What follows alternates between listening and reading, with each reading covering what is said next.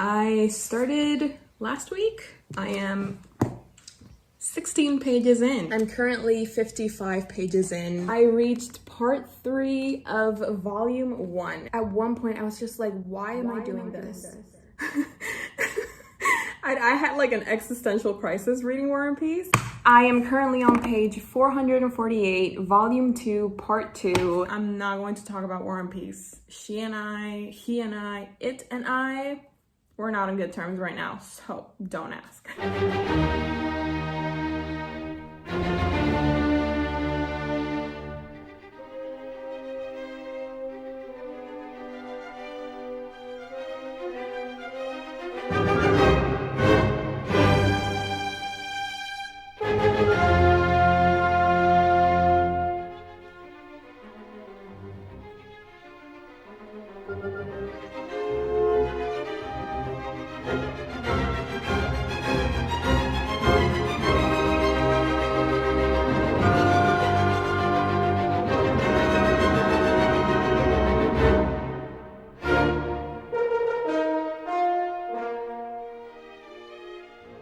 Guess who's going to be finishing War and Peace? You know why? Because I was challenged to. I posted this story on my Instagram. Hi, have I said hi? This has been a whirlwind introduction. I'm so sorry. I posted a story on my Instagram of my mom welcoming me home after a month of being away by placing this book in the middle of my bed. And she was like, welcome home, sweetie. I posted it because I wanted to make fun of myself. Because if I don't laugh at myself, it's just gonna be sad. We don't wanna be sad. Anyways, I posted this on my story and somebody had the audacity of challenging me to read this, to finish War and Peace before January 31st. So of course I said, I accept your challenge. Challenge accepted. I will prove you wrong because there's nothing that I like more than proving people wrong. So when that person sent in that challenge, this is where I was in the book. As you can see, I divided each section because if you don't know, War and Peace is divided into books and then into volumes and then into chapters. So there's 3 books, a bunch of volumes inside of each book. And then of course, each volume has its own set of chapters. So what I did was I put a post-it in every section, every volume, and I did some calculations because I am smart. If I started January 1st from where I left off and I calculated the pages that I was missing, I divided them by 31 and it said, the calculator, because it speaks, it said that if I read around 30 pages every day, I could finish before January 31st. So I, of course, put little post-its in every 30-page mark. The purple post-its are the sections, the yellow sticky tabs are daily goals. So this is where I started. I wasn't even halfway through, as you can see. Yes, I know this is sacrilege to a lot of people, but this is the type of book that you just have to bend. You just have to find your way, do whatever is necessary to get through this book. I bent the heck out of this. I'm so sorry if this is triggering you. This is how I survive. I can actually tell you the very last time that I picked this up before, I kind of gave up. I didn't officially give up, but yeah, it was getting to me. September 9th, 2021. I was in page 532 and the little description that I have, it's just, I've reached the why am I reading this point. So as you can see, I was having a little bit of an existential conundrum. I didn't really understand why I was reading this. I didn't really understand why I was putting myself through this. So the bookmark has been here since September. It's been here since September, October, November, December, 3-ish months. And I can't really tell you why I started this. Actually, I can. It's because of Emmy. Emmy is my favorite booktuber, and she's a really big reason as to why I've been getting more into classics, and she's also made me want to be a more mindful reader and a more analytical person overall. So when I saw that she was reading War and Peace, and when I saw that it became an all-time favorite and she was crying and sobbing, I was like, I need to read this.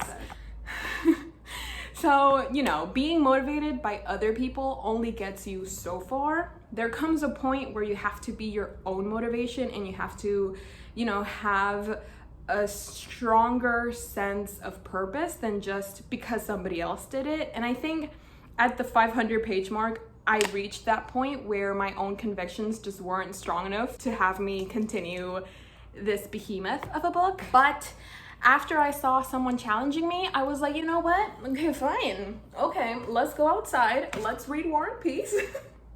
I didn't actually go outside. I think I can sit down now. I feel like I'm a little bit more calm. I'm just so full of vigor at the moment. I'm so full of excitement for some reason. Like, I'm so giddy because I've been wanting to do this for so long, like finish War and Peace. Some of you have been with me through this whole journey. You've been giving me support, and then at times just you completely and utterly destroyed me by not believing in me and just telling me to DNF, it's not worth it. You know, I have evidence. We got beautiful comments like, this book will finish you before you finish it. I mean, it's so funny because at that point, I was making my way through War and Peace. So it was very funny to see them questioning me. I haven't told the general public that I am doing this challenge. Nobody knows that I am about to prove everyone wrong. So when this video drops, I hope you're down in the comments being like, I'm so sorry, senpai, for ever questioning you. We should have believed in you, and apologize. Like, on your knees, apologize. It feels so good to prove people wrong. I don't do this often because they're usually right, but 2022 is about proving people wrong, even when you don't believe in yourself. I thought of making a really dedicated War and Peace vlog, but at the same time, I don't think that would be really realistic because I don't think I would have been able to keep on reading War and Peace if I didn't read or do other things in between. So I feel like doing a more general vlog would be more attuned to the reality and to my experience reading War and Peace. Yeah. So remember how we were here? In 14 days, I've read all of this. I was supposed to vlog it, but I was just so into War and Peace. I couldn't be bothered to vlog. I was just swept up in the War and Peace novel behemoth. So I didn't vlog it, but I have read all of this in 14 days. Let's do this. And then we can talk about our feelings, our emotions, our thoughts, everything. I can talk a little bit about my annotations, also the books that I've read in between, what kept me sane, what kept me going. I'm gonna go now because I feel like I've been talking for so long and I am dehydrated again. So I'm gonna go fill up my water bottle and I'll talk to you guys later.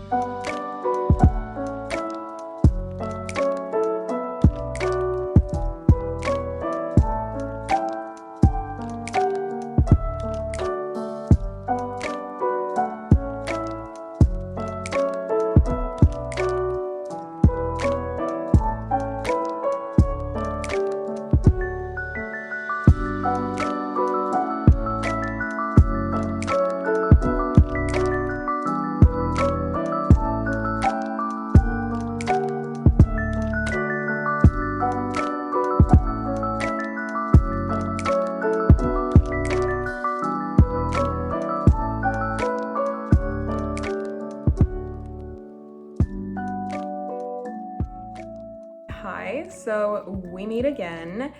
I've just been doing some reading. I reached the epilogue. Yes, I did that.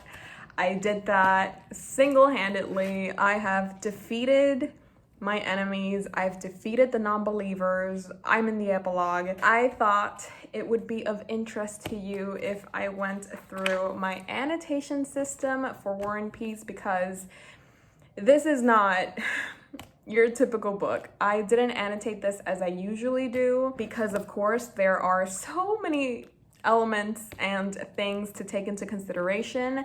So I changed up my annotation system for War and Peace specifically, and I thought I would just go through it with you guys. The pink never changes. It's just something that is so psychologically ingrained in me that every time I see pink, it's for things that I love or quotes or moments that I love. Now, the purple did change. It's usually for favorite moments, but I didn't think I was gonna have a lot of those for this book, so I changed purple to the analysis of symbols, themes, and the story elements. Sometimes in certain moments, I'm just like, okay, so what was Tolstoy really trying to say with this passage? The color green I used for historical facts or events, so like things that actually took place in the world, like things that actually happened and you can find in history books.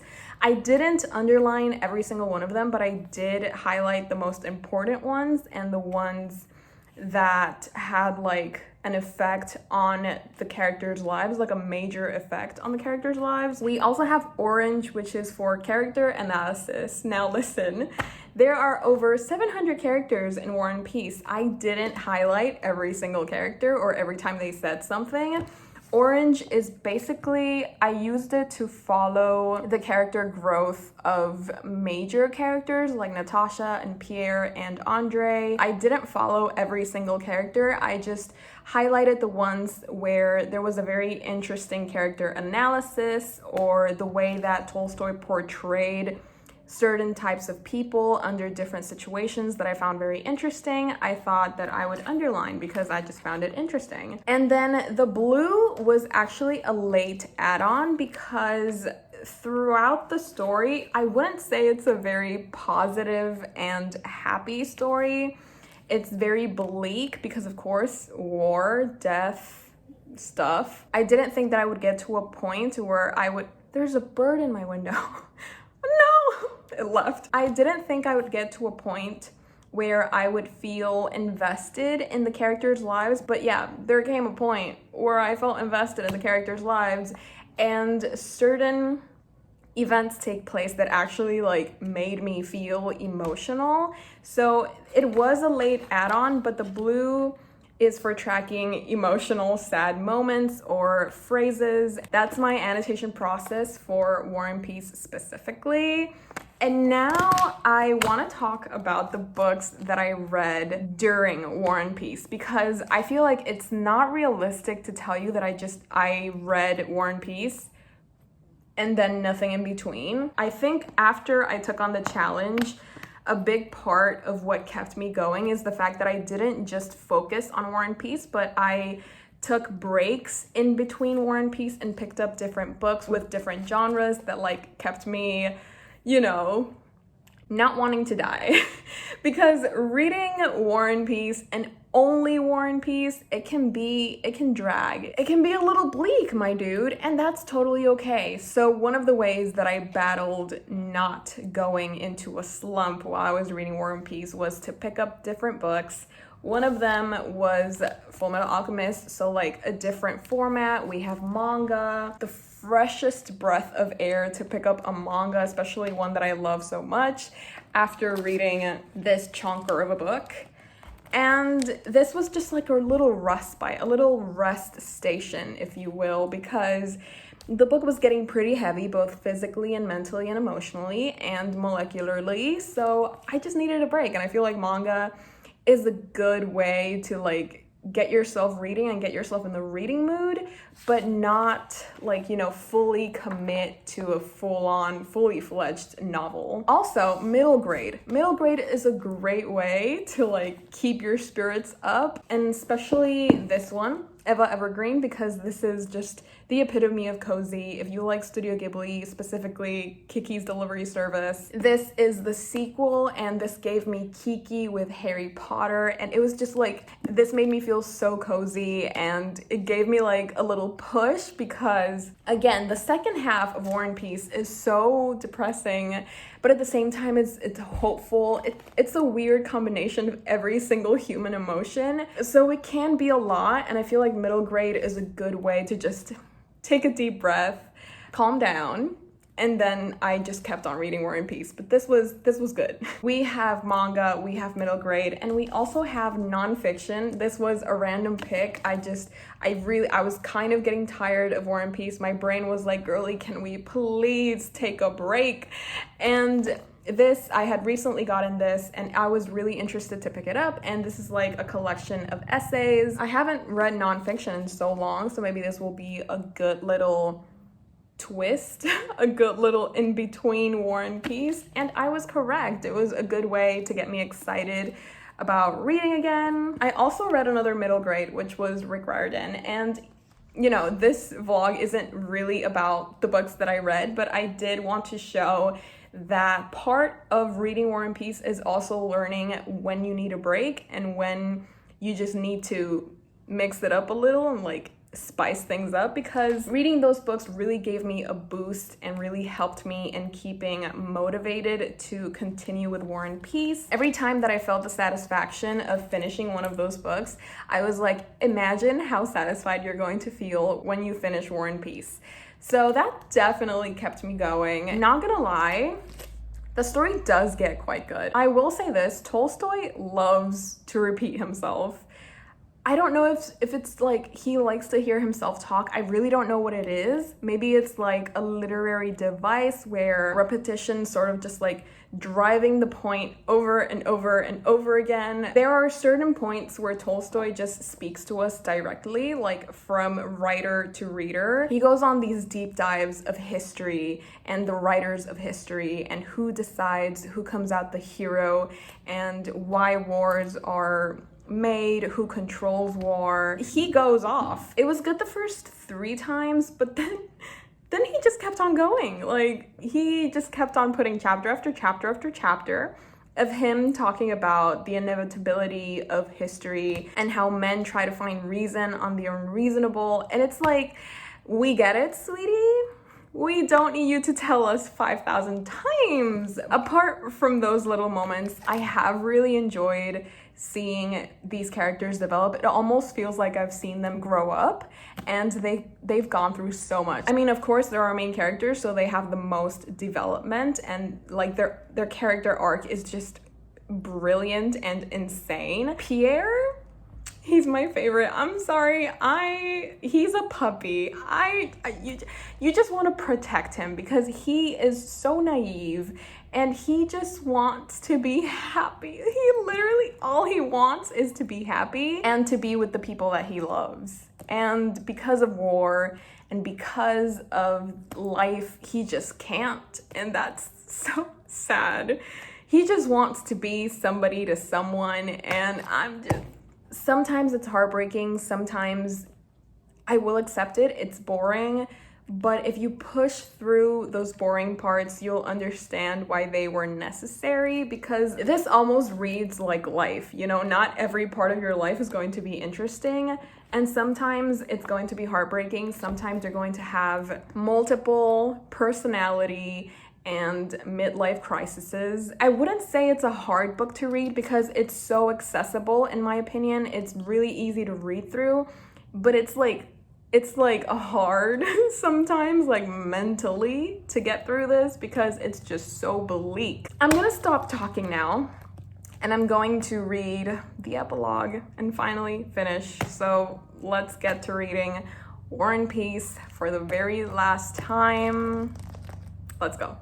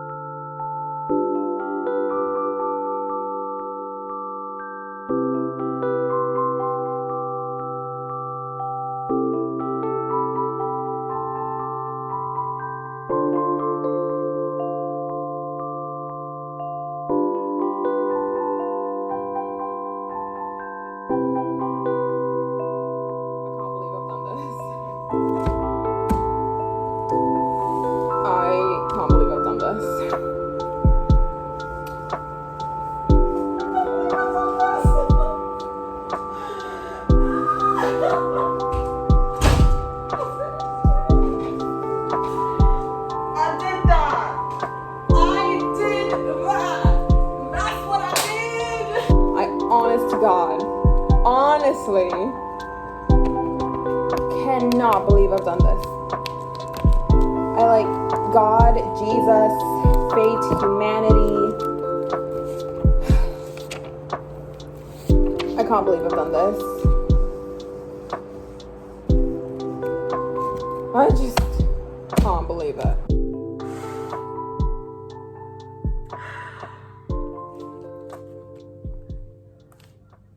I finished War and Peace. I can't believe I just said that. I finished War and Peace. I finished War and Peace. I finished War and Peace. I finished War and Peace. I finished War and Peace. I finished War and Peace. I finished War and Peace. I finished War and Peace. First and foremost, we did this. Actually, no, I did this. Nobody believed in me except for like one person, and that person was my mom. Shout out to my mom. I was just reading the appendix. It's not necessary, but it was just there. And I did get to this one bit that I feel like I really want to share with you guys, because apart from the fact that one, it's a quote by Oscar Wilde. Two, it really like, sometimes you have thoughts that you just can't put into words because you're not smart enough. This is what this passage is doing for me. So I really wanted to share it with you guys. If you don't have this edition, or if you don't have any edition, then you won't find it, but I just want to share it. Oscar Wilde said that what made Russian writers' books so great is the pity they put in them. They have seen life, tackled it, and tried their best, and they know a truth that rarely declares itself, especially in stories that are meant for entertainment. It is this: virtually everyone, even people in advantageous or privileged circumstances, finds the living of life a worrying and difficult business most of the time.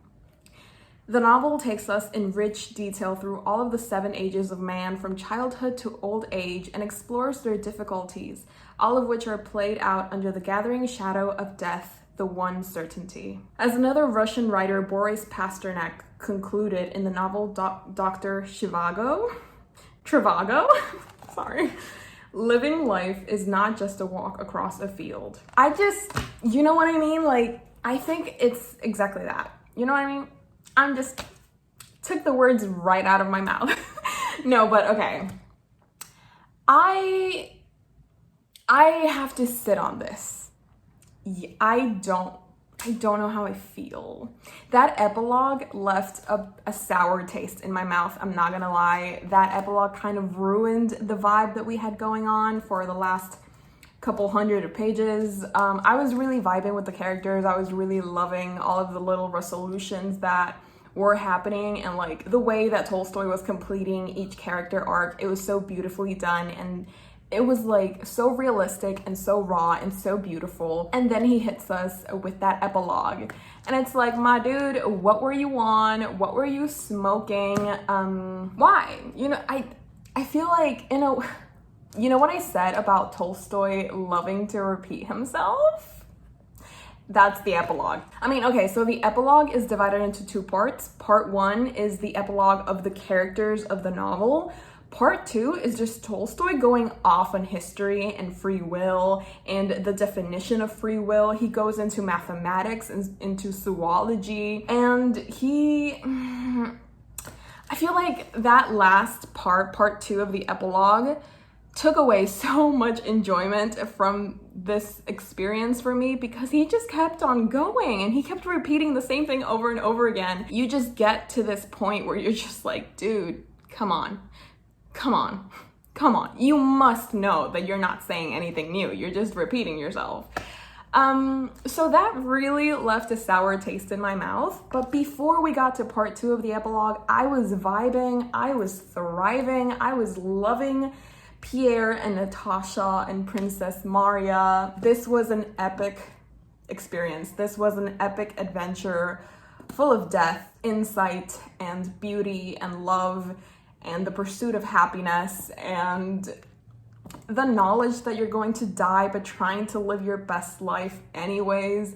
And is living your best life even possible when you're in the middle of war and when happiness is defined by certain social constructs? It's like this whole, yeah. It would take hours of footage to deconstruct this novel, and I don't really want to do that.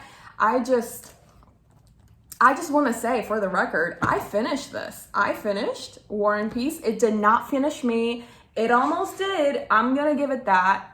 It almost did. It almost did, but it did not. I finished War and Peace. Hi. I finished War and Peace. I can't believe I can finally take it off my currently reading, and it's not going to be a DNF. I am so proud. You don't understand how proud I am right now of myself. I've never been this proud of myself.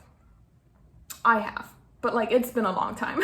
Come on, you did that. That is what you did. Yeah, I finished War and Peace. Now I feel like I need to hibernate for 3,000 years or 15 years, which is the span of this book. This book spans 15 years in the history of Russia, in the history of the world, really. So I feel like now I need a 15-year break. Since I just read about 15 years, I need a 15-year break. I'm feeling so powerful. I feel like I can take on the world. Should I read Leo Tolstoy's next book, Anna Karenina?